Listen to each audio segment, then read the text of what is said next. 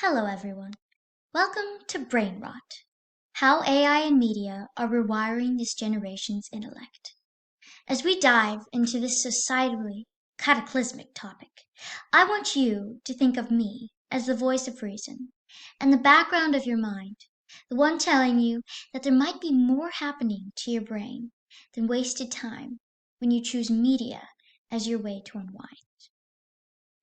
I want to start with the question, is tech helping your brain or is it hurting it? What if I told you that the very tools making your life easier, TikTok, ChatGPT, or YouTube, might be silently reshaping your brain, and not for the better? Think about your day. Maybe you scroll through TikTok while brushing your teeth. Maybe you've used ChatGPT to help write a homework assignment. Or maybe you've replaced reading a book with a playlist of 30-second videos. That probably all feels completely normal, right? But what if I told you that these habits are actually rewiring your brain, making it harder to focus, to think deeply, or even to be creative, or to even remember things more than just a few minutes ago? Today, I'm going to break down how artificial intelligence and media are changing the way we think, dulling our ability to concentrate, reflect, and truly learn. Researchers are calling it a form of brain rot, and I want to show you how it's happening, how it's affecting your future, and most importantly, what you can do to fight it. So, this is really important to you, because here's the truth. As you head into college or the workforce, your brain will be your most powerful tool, almost like your superpower. And if it's already being trained to scroll instead of think, that could be the difference between you keeping up and you burning out. So let's start with how this is happening. Researchers have found that our everyday use of AI and digital media is quietly changing the way you think in four major ways. The first is cognitive offloading. Have you ever used AI to write a paragraph or solve a problem just to get it done faster? McNamara and others found that tools like these can make us mentally lazy. They call it skill decay. Basically, when you outsource your thinking to technology, your brain starts forgetting how to do that thinking on its own. It's not always obvious. You might feel like you're being efficient, but slowly, your ability to think critically and problem solve is slipping. And Agam and others adds another piece to this. The internet trains us to skim, not to think. We bounce from one headline or TikTok to the next. We copy-paste information instead of reflecting on it. Over time, this leads to weaker memory and less complex thinking. The second is attention spans. Now, let's be honest, this is something we all struggle with. Hatali, Silaj, and Sudoku found that these consuming fast-paced video content like Reels, Shorts, and TikToks literally shrinks your attention. And it hurts how well you do in school. And Castilla and others ran an experiment where students blocked internet access on their phones for a few days. The result? Better focus, lower stress, and higher satisfaction. It's kind of wild. Just an hour less of screen time made people feel sharper and more relaxed. Now let's talk about AI. Is it the end of original thought? Ask yourself, are you thinking or are you repeating? Here's something that really shocked me when I was researching this topic. Cornelia Walther warns that using AI to generate our ideas isn't just repetitive, it's making us repetitive. The danger isn't just getting a boring essay, it's about creativity. When we let algorithms think for us, we stop thinking outside the box. She calls it cognitive stagnation. Think about that. A generation raised on AI might lose the ability to create new ideas. That's not just bad for school, it's bad for innovation. Finally, this isn't just a now problem, it's evolutionary.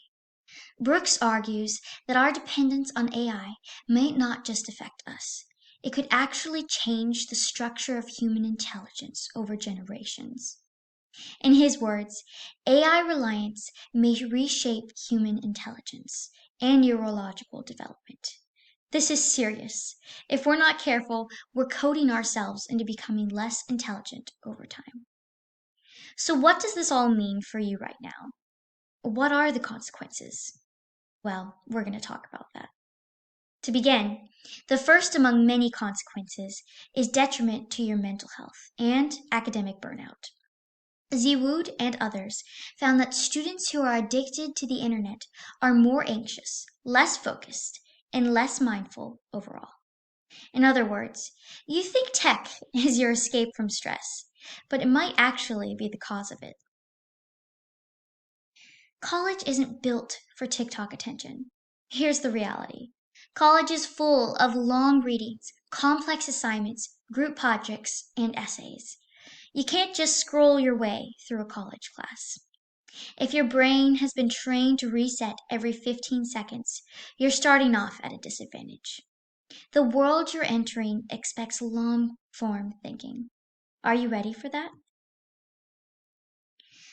Even experts are warning us. This should lead you to be concerned. Zara Abrams found that American Psychological Association warns that AI's impact on attention and cognition could change how we learn and make decisions as a whole society. This isn't just about cheating on your homework. This is about whether we stay in control of our minds or give that control to machines. You should be concerned. Okay, now that I've scared you a little, let's talk about what you can actually do. I'll give you some practical solutions to how you can unrot your brain, in a matter of words. Firstly, we can implement mindful tech use, treating our brains like a muscle instead of feeding them like they're digital machines. Castello and others found that setting digital boundaries, like taking breaks from your phone, really works. Here's what you can try. Schedule no phone blocks while studying. Use focus apps like Forest or blockers like Freedom. Protect your attention like it's your gym time for your brain. Another solution is using AI as a tool, not a crutch. AI isn't the enemy, y'all. It can actually help you if you use it right. Gallegos and others found that chatbots can improve mental health, but they're no replacement for real reflection or conversation. Use ChatGPT to brainstorm or organize, but don't let it do your thinking for you. Don't skip the hard part. That's where the growth happens. Finally, be smarter than the algorithm. Ask yourself, why am I seeing this video? Is this helping me or numbing me?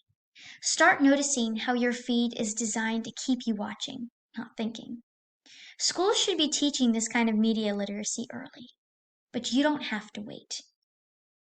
So, now that I've presented this all, let me leave you with one final thought.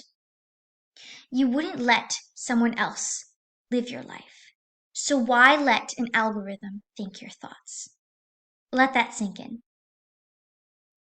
Your brain is your most powerful tool, but it needs practice.